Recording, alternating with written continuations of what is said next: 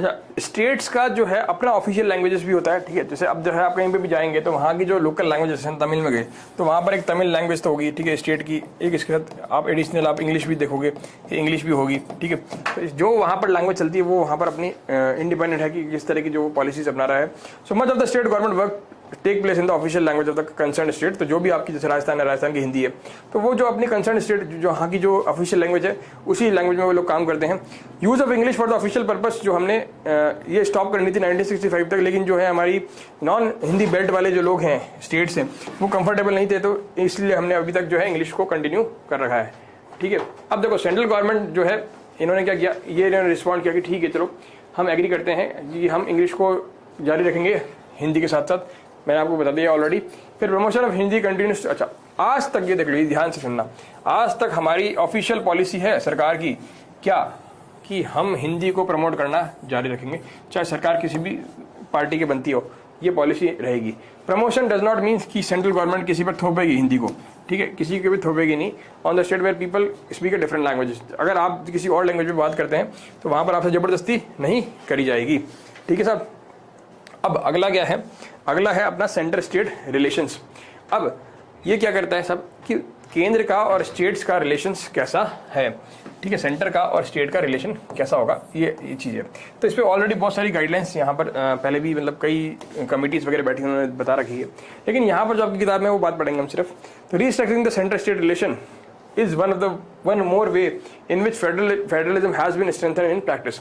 अब as and when the ruling party at the state level was different। अच्छा, अब देखो हुआ क्या, इस पूरी कहानी का मैं सार आपको बताता हूँ। देखो हुआ क्या कि सब जब आज़ाद हुए हम, ठीक है, तो यहाँ पर हमारी सेंटर में कौन थी, कांग्रेस सरकार थी उस समय, ठीक है, आईएनसी बोल सकते हैं इसको, ठीक है। और यहाँ पर राज्यों में भी यही सरकार बनी थी करीब करीब। अब हुआ क्या, जब तक दोनों जगह सेम थी तब तक तो सेंट्रल स्टेट रिलेशन का कोई मतलब ही नहीं। क्यों?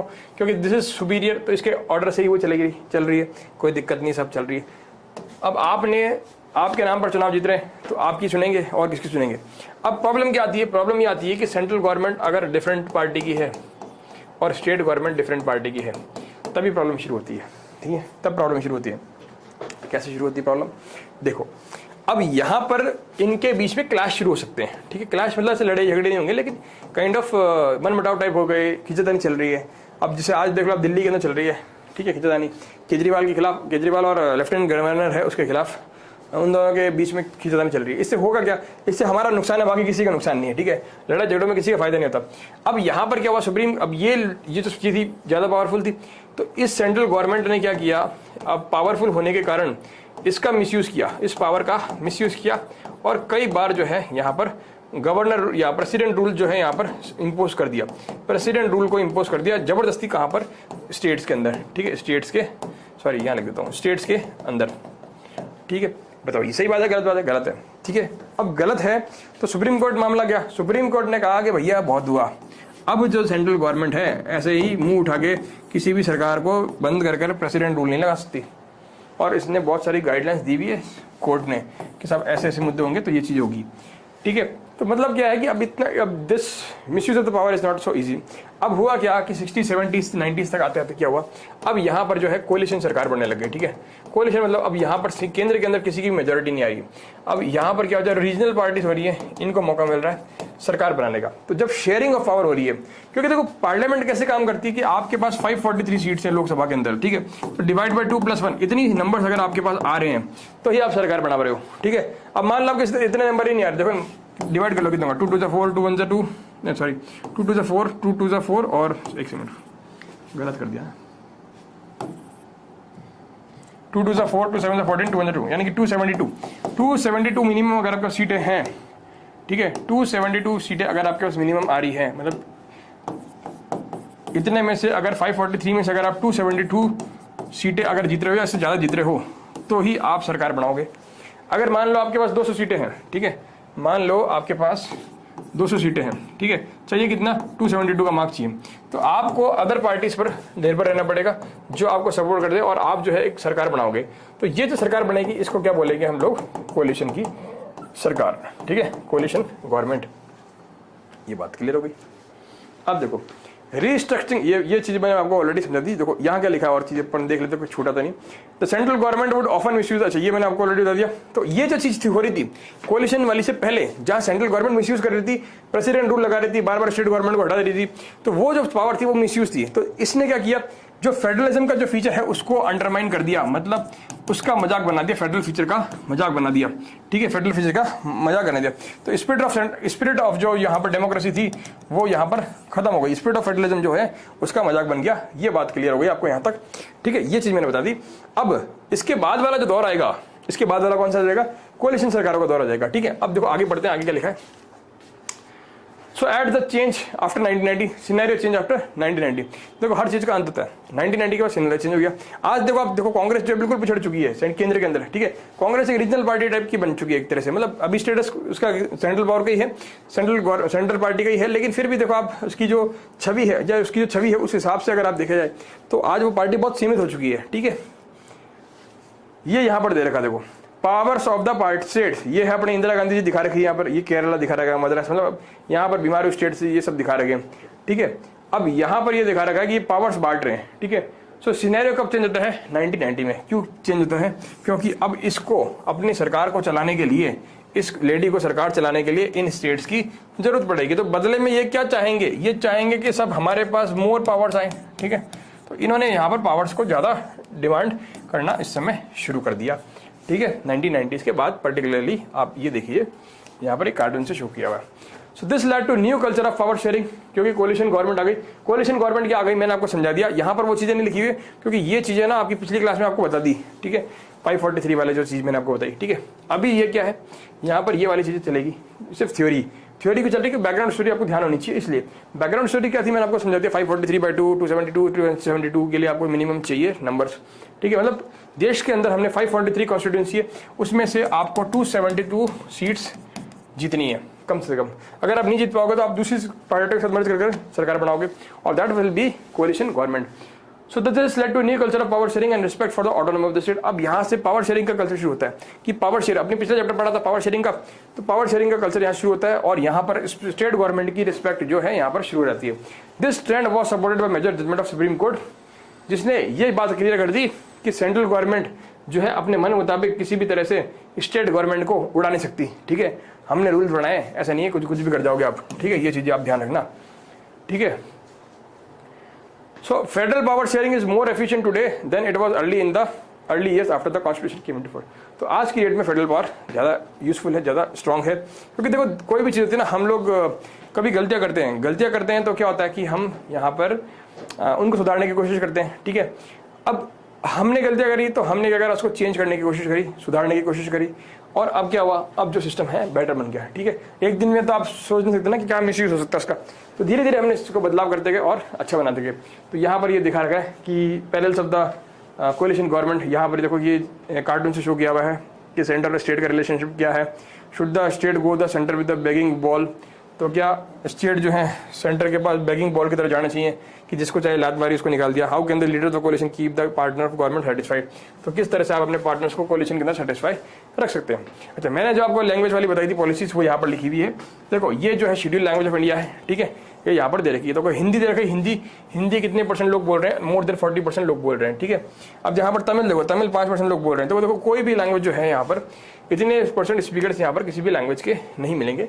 तो इसीलिए सरकार कह रही है कि चलो ठीक है, अगर आप एक्सेप्ट करोगे तो हम यहाँ पर इसको बना सकते हैं, अदरवाइज हम जबरदस्ती बनाएंगे नहीं, ठीक है।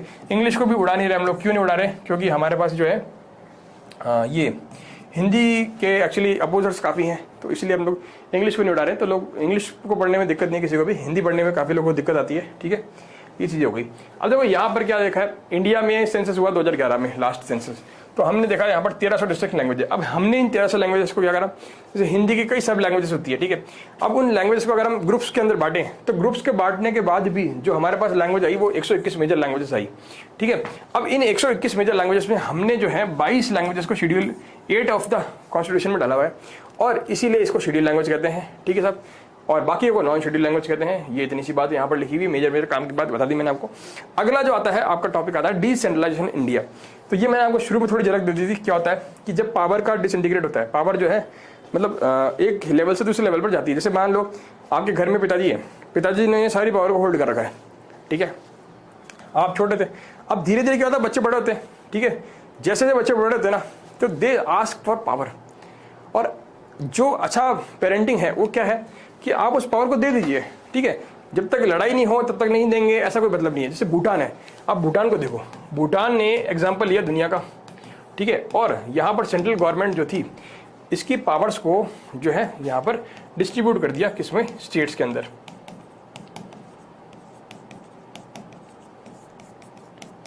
सॉरी मैं थोड़ा सा मिक्स कर दिया टॉपिक को, एक सेकंड रुकना है। सेंट्रल गवर्नमेंट ने क्या किया, सॉरी भूटान ने क्या किया, भूटान ने क्या किया, भूटान ने देखा कि यहाँ पर दौर चल रहा है कि डेमोक्रेसी आ रही है, ऑटोक्रेसी जा रही है, मोनार्की जा रही है, तो भूटान समझ गया राजा कि भाई अब लेंगे तो सही वो जबरदस्ती लोग हमसे पावर, तो इससे अच्छा हम खुद ही दे दें। तो इसने लोगों को खुद ही कह दिया कि चलो ठीक है, पार्लियामेंट्री डेमोक्रेसी देता हूं मैं आपको, आप खुद अपनी सरकार बनाओ, आपको चुनने का अधिकार है, वो सारी पावर्स। तो this is the level of like, मतलब क्या बोलते हैं इसको, ये जो चीज़ है ये आपकी शो करती है कि आपकी मेंटालिटी कितनी स्ट्रांग है, ठीक है, आपकी जो मैच्योरिटी है वो कितनी स्ट्रांग है। तो इसी तरह से अगर आपके घर में मतलब पिताजी हैं, ठीक है, फादर है, अब फादर अगर बच्चा बड़ा हो रहा है ना, तो उसको जो अथॉरिटी थोड़ी ट्रांसफर कर देना तो ज़्यादा बढ़िया रहेगा। तो ये जो एग्जांपल्स मैं आपको बता रहा हूँ ना, this is the example of decentralisation. मतलब आप जो है अपनी पावर को जो क्या कर रहे हो, डिसेंट्रलाइज कर रहे हो, मतलब पावर को डिस्ट्रीब्यूट कर रहे हो। तो दिस इज द थिंग। तो मैंने ये आपको मतलब इजी लैंग्वेज समझाने की कोशिश करी। अब यहाँ पर समझते क्या लिखा है। So Uttar Pradesh is the bigger than Russia, Maharashtra is, अच्छा ये जो एग्जाम्पल दिए हैं कि उत्तर प्रदेश इन देशों से बड़ा है, ठीक है, महाराष्ट्र पॉपुलेशन के मामले में, ठीक है, नॉट एरिया के मामले में, पॉपुलेशन के मामले में यूपी में ज़्यादा पॉपुलेशन रहती है। किससे, रशिया से। रशिया सबसे बड़ा देश है दुनिया का, ठीक है, ध्यान रखना, रशिया दुनिया का सबसे बड़ा देश है, ठीक है। Maharashtra is as big as Germany, Maharashtra जो है जर्मनी से ज़्यादा बड़ा है पॉपुलेशन के मामले में। और कई सारे स्टेट इंटरनली बहुत ज़्यादा डाइवर्स है। तो यहाँ पर पावर शेयरिंग की बहुत जरूरत है। तो federal power sharing in India needs another tyre below this thing. तो इसीलिए हमने यहाँ पर क्या करा, ये रैशनल है कि हमारे पास इतनी डाइवर्स पॉपुलेशन है, अलग अलग रीजन है, अलग अलग एरियाज हैं, अलग अलग यहाँ पर रिलीजन है, अलग अलग कास्ट है, अलग अलग यहाँ पर कल्चर्स हैं, अलग अलग ट्राइबल ग्रुप्स हैं। तो इन सब के लिए हम सेंटर गवर्नमेंट और स्टेट गवर्नमेंट से काम नहीं चला सकते, हमें और भी पावर्स को डिवॉल्व करना पड़ेगा। तो उसी रैशनल को लेते हुए हमने यहाँ पर क्या करा, डिसेंट्रलाइजेशन ऑफ पावर किया। मतलब हमने भारत के अंदर तीसरा टायर ऑफ द गवर्नमेंट बनाया, that is called local government. तो this is central government, this is state government, ठीक है, ऐसी कई सारी स्टेट गवर्नमेंट्स होगी। और इनके नीचे क्या होगा, ये सारी जो चीजें होगी वो क्या हो जाएगी, लोकल गवर्नमेंट। अब लोकल गवर्नमेंट में कौन सी होगी, म्यूनिसिपैलिटी और पंचायत। अब इसके भी फर्दर लेवल्स हैं, पंचायत भी 3 तरह की होती है, 3 लेवल होते हैं पंचायत के भी। तो वो सब लेवल अलग हैं, तो वो अपन डिटेल में कभी और पढ़ेंगे क्योंकि इस चैप्टर में इतना नहीं दिया हुआ है। So this is called decentralization. When you give power to the juniors, that is called decentralization. But this बात याद रखना.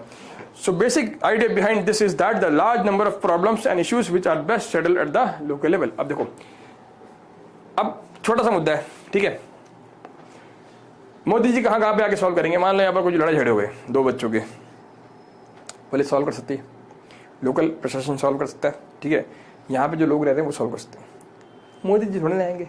तो इतने बड़े देश के अंदर अगर आप हर चीज़ को कंट्रोल नहीं कर सकते, तो नंबर 1 आप क्या करो, ये चीज़ें लोकल लोगों को दे दो कि सड़क कहाँ बनेगी, ठीक है, पानी किस एरिया में प्रॉब्लम आ रही है, लाइट की प्रॉब्लम किस एरिया में आ रही है। हमने क्या करा, भाई तुम खुद डिसाइड कर लो, हमें कुछ नहीं पड़ना इसमें। तो हमने स्टेट्स को पावर दे दी। अब स्टेट्स क्या कर रहे हैं, स्टेट्स जो है फर्दर जो छोटी छोटी और पावर्स हैं वो क्या कर रहे हैं, वहाँ के लोकल बॉडीज़ को दे रहे हैं, ठीक है। ये सारी बात यहाँ पर आपको, जैसे आपको ड्रेनेज की व्यवस्था करानी है, उसकी सफाई करवानी है, रोड करवानी है ना, इंफ्रास्ट्रक्चर डेवलप करवाना है, रोड लाइट्स लगवानी है, ये सारी जो बातें हैं हमने क्या कर रखी है, जो लोकल बॉडी से उनको दे रखी है, ठीक है। थोड़ा बहुत टैक्स वगैरह कहीं लगाने का है इशू, चारागाह वगैरह डेवलप कर रहे हैं, तो कहाँ से करेंगे, कौन से करेंगे, ये सब बातें जो है हम लोग लोकल लेवल पर डिसाइड कर लेते हैं। तो कई चीज़ें जो है यहाँ पर हमने क्या करा, ट्रांसफर कर दिया। This issue is settle at the best at the local level, that is why we have gone for the decentralisation, ठीक है। Local government is the best way to realise one's important principle of democracy. अब देखो सबसे important principle क्या है democracy का, कि लोग खुद पार्टिसिपेट करें। तो लोकल सेल्फ गवर्नमेंट जो इसका बेस्ट एग्जांपल है। अब देखो पंचायत अगर आप देखो तो यहाँ पर जो सारे एडल्ट्स हैं वो यहाँ पर मीटिंग्स में अटेंड करते हैं, ठीक है, तो ये अपने मुद्दे खुद ही डिसाइड कर लेते हैं। तो this is the best example of panchayat, is the best example of decentralisation. अब यहाँ पर ये क्या हुआ 1992 के अंदर, सॉरी एक सेकंड, मैंने आपको 1993 लिख दिया आई थिंक बाय मिस्टेक। तो 1992 के अंदर यहाँ पर डिसेंट्रलाइजेशन होता है। The Constitution was amended to make the third tier of the democracy more powerful and effective. Now it is the constitutionally mandate to hold regular election. अब देखो यहाँ पर चेंज क्या हुआ है, देखो यहाँ पहले भी कानून बने हुए थे, पहले भी यहाँ पर सेंटर लोकल बॉडीज बनी हुई थी, लेकिन यहाँ पर कुछ कानून व्यवस्था नहीं थी, कैसे चलेगा, कुछ भी नियम नहीं थे, अपने मन से मुताबिक स्टेट गवर्नमेंट चला रही थी। अब यहाँ पर जो है मुद्दे यहाँ पर फिक्स हो गए कि यहाँ पर रेगुलर इलेक्शंस होंगे, ठीक है साहब करा देंगे, कोई दिक्कत नहीं। फिर seats are reserved in the election body, elected body and the executive heads of this institution for the schedule. अच्छा, हमने यहाँ पर सीट रिजर्व कर रखी है, किसके लिए, जो एससीज हैं उसके लिए, एसटीज हैं उसके लिए, इवन महिलाओं के लिए भी कर रखे हैं, ठीक है, ओबीसी के लिए भी कर रखे हैं, ठीक है, ओबीसी भी लिखा हुआ है, देखो लिखा हुआ है ना, ये भी लिखना भूल गया था मैं, ठीक है। आजकल वो जो है महिलाओं के लिए भी यहाँ पर रिजर्व कर दिया, तो हमने सीट रिजर्व कर रखी है बैकवर्ड क्लास के लोगों के लिए।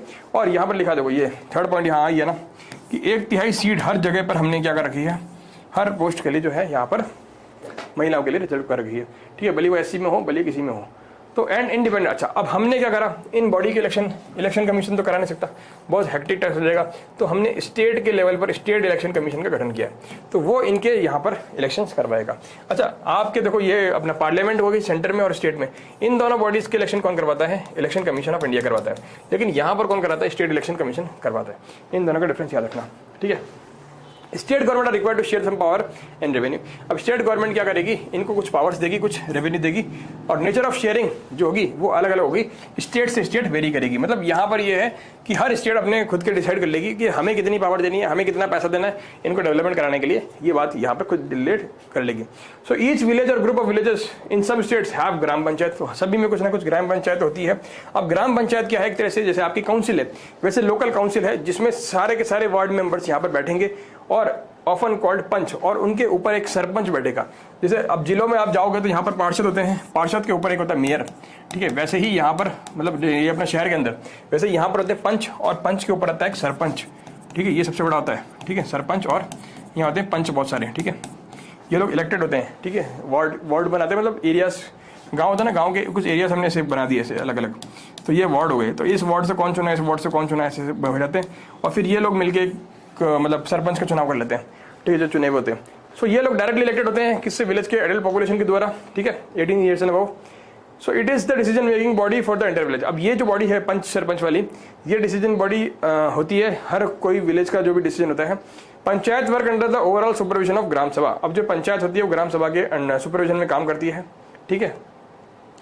ग्राम सभा मतलब सारे एडल्ट मेंबर जो होते हैं इसके मेंबर्स होते हैं। All the voters in the village are adult member. देखो मैंने बता दिया आपको, और एडल्ट मतलब क्योंकि जितने जो भी वोटर्स होंगे वो तो एडल्ट होंगे, मतलब 18 साल से ऊपर वाले जो सारे लोग होंगे वो इस गांव के मेंबर्स होंगे, और ये इनकी ग्राम पंचायत की ग्राम सभा के मेंबर होते हैं। अब ग्राम सभा की जो है वो देखरेख करती है पंच और सरपंच सही से काम कर रहे हैं या नहीं कर रहे हैं। अब इनकी मीटिंग होती रहती है, ठीक है, 2 या 3 बार होती है एक साल में, ताकि वो एनुअल बजट को अप्रूव कर सके कि भाई कितना खर्चा कहाँ पर होगा, कहाँ पर लाइट लगेगी, कहाँ पर लोड बनेगी, वो सारी बातें। तो इस सारी की सारी जो है ग्राम पंचायत जो इनकी पावर्स हैं, इनकी जो परफॉर्मेंस है वो जो है रिव्यू भी करती है। तो ये सारी बात यहाँ पर हो गई। अब कुछ ग्राम पंचायत जो है, अब देखो इसका लेवल बता रहा हूँ आपको कि किस तरह से डिवाइडेड है। अब यहाँ पर क्या होता है, जैसे बहुत सारी ग्राम पंचायत होती है, ठीक है। अब यहाँ पर कुछ ग्राम पंचायत को मिलकर हमने क्या करा, एक यहाँ पर ब्लॉक या मंडल लेवल बना दिया, ठीक है, ब्लॉक समिति, एक लिखा भी नहीं जा रहा, ब्लॉक या समिति या मंडल, इसका नाम अलग अलग होता है, ये होता है मंडल, ठीक है, ब्लॉक या समिति या mandal. The member of this representative body are elected by all the panchayat member in the area. अच्छा, इसके जो मेंबर्स हैं वो कौन चुनता है, सारे जो पंचायत के मेंबर हैं वो चुनते हैं, ठीक है। All the panchayat samiti or mandal in district together. अच्छा, अब यहाँ पर क्या होता है, देखो ये कुछ गांव मिलकर एक ब्लॉक समिति बनाते हैं। अब यहाँ पर कुछ ब्लॉक्स मिलकर यहाँ पर एक जिला परिषद बना देंगे, ठीक है, एक बनाएंगे जिला परिषद, ठीक है। तो एक तरह से ये 3 टायर की लेयर हो गई, ठीक है। देखो वापस बता देता हूँ आपको। A few member, few gram panchayat group together form panchayat समिति, ठीक है, या फिर ब्लॉक या फिर मंडल। तो या तो ये पंचायत समिति बनेगी, ब्लॉक बनेगा या फिर मंडल, मतलब तीनों का एक ही चीज का 3 नाम है। ब्लॉक समिति भी बोल सकते हो, सॉरी पंचायत समिति भी बोल सकते हो, ब्लॉक भी बोल सकते हो और मंडल भी बोल सकते हो।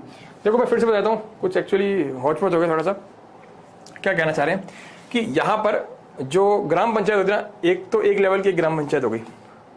देखो ग्राम पंचायत एक गांव की हो गई, फिर ऐसे कई सारी हो गई ग्राम पंचायत। अब इन ग्राम पंचायतों का एक हमने क्या करा, मिलकर एक सीनियर बना दिया।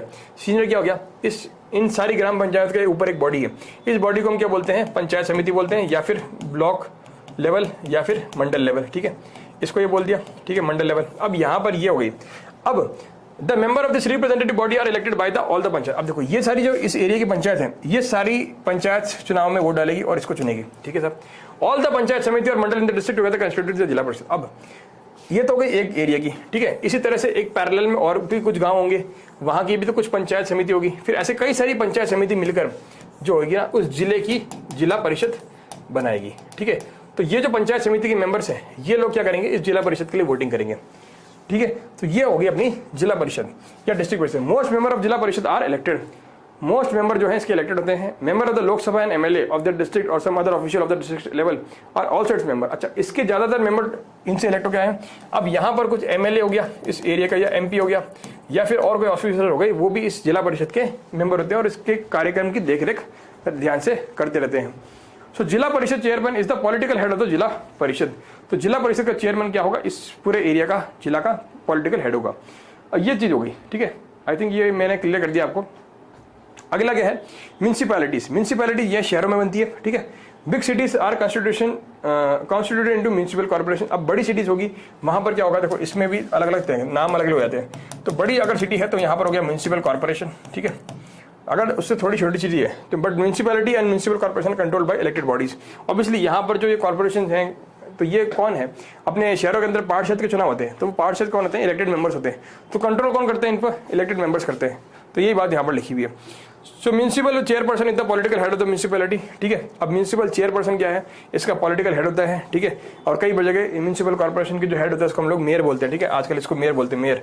तो आपने बोला मेयर का चुनाव हो रहे हैं, ठीक है। तो ये लोग क्या करते हैं, जो पार्षद चुन के आते हैं ना, ये लोग अपना वोट डालते हैं और यहाँ पर जो है मेयर के चुनाव में जो खड़ा होता है उसको वोट डालते हैं, और जो भी व्यक्ति चुने मतलब जीतेगा उसको मेयर बना दिया जाएगा, ठीक है। तो मेयर अपने आप में एक अच्छी पोजीशन है, तो पॉलिटिकल पोजीशन है, ठीक है। ये बात हो गई।